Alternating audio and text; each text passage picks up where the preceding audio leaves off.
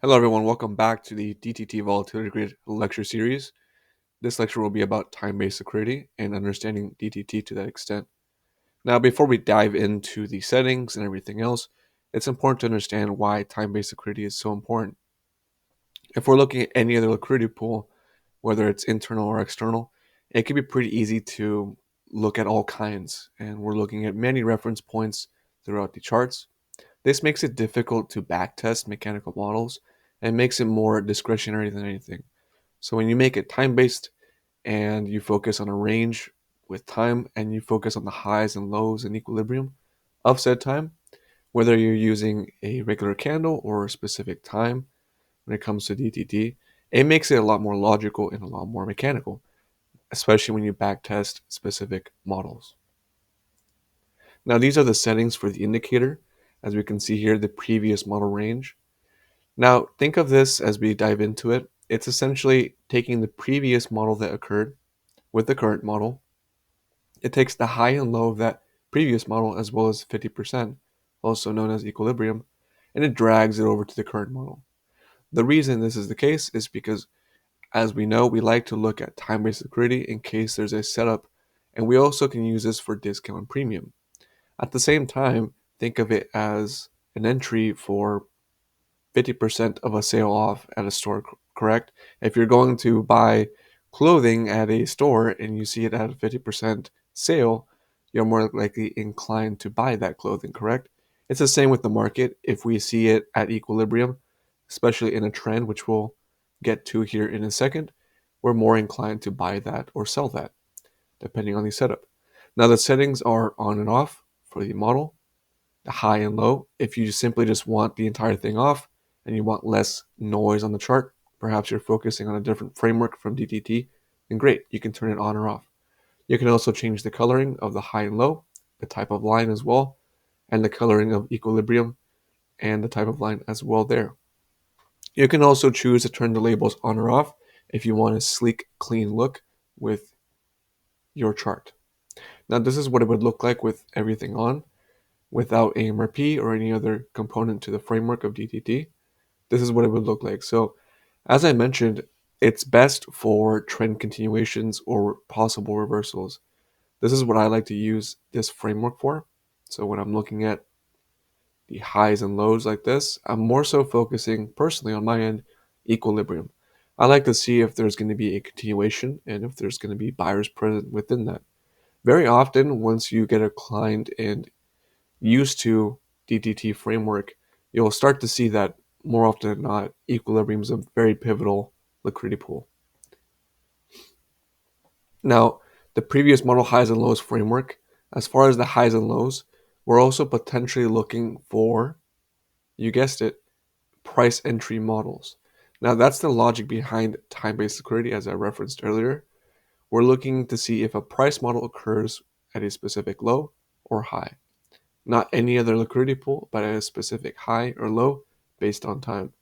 So in this example, we can see that price distributes down, doesn't quite take out the low, perhaps it hit AMRP or some other statistical zone. Thereafter, it pushes back up and it holds equilibrium. This would tell me that buyers are present and we're likely going to stab that high one more time.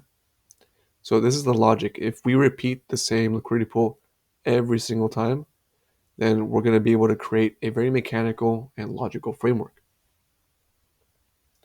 Now, as far as equilibrium continuations, here's some more examples. During a trend and a strong trend day, I personally like to turn this part of the tool on, in this case equilibrium, and I like to observe if price is going to fail, in this case, to go any higher at the equilibrium level. Now, you can also look for entries specifically at that area. Let's say we're in a trend and perhaps AMRP is all the way up here, but you're looking at this equilibrium level, same thing here, and you're looking to see, is my price entry model going to occur there? And if it does, then great. You can take a stab at a short and target the previous model low, which is down here. Same thing here. If I'm looking for my price entry model, which I spot some here, we'll get to this in a future lecture, then I can enter short here and target the previous model low again. Now, the last bit to this framework is going to be very similar to root candles. We're going to be looking at two different instruments, the S&P 500 and the NASDAQ. And very similar to the root candle framework, we're going to be observing the strength of each instrument on the same model. So here I have an example.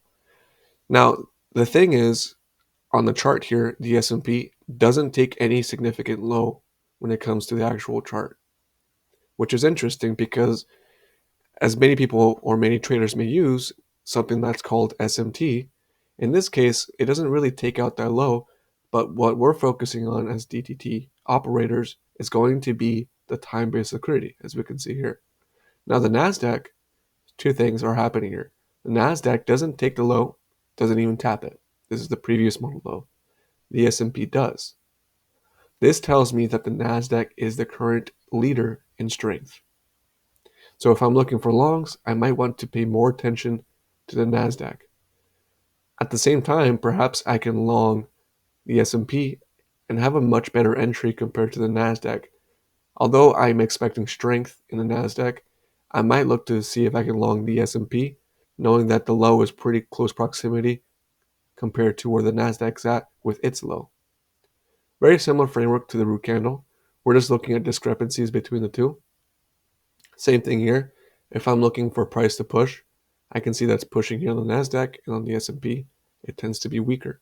So this is the automated framework for the previous model highs and lows, as well as equilibrium. It's just a way to look at time-based liquidity in a very mechanical and logical way. So think about it for a second.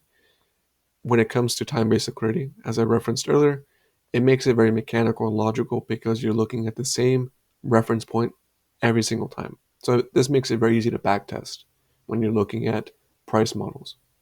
On to the next and final lecture for the framework. It's going to be about AMRP.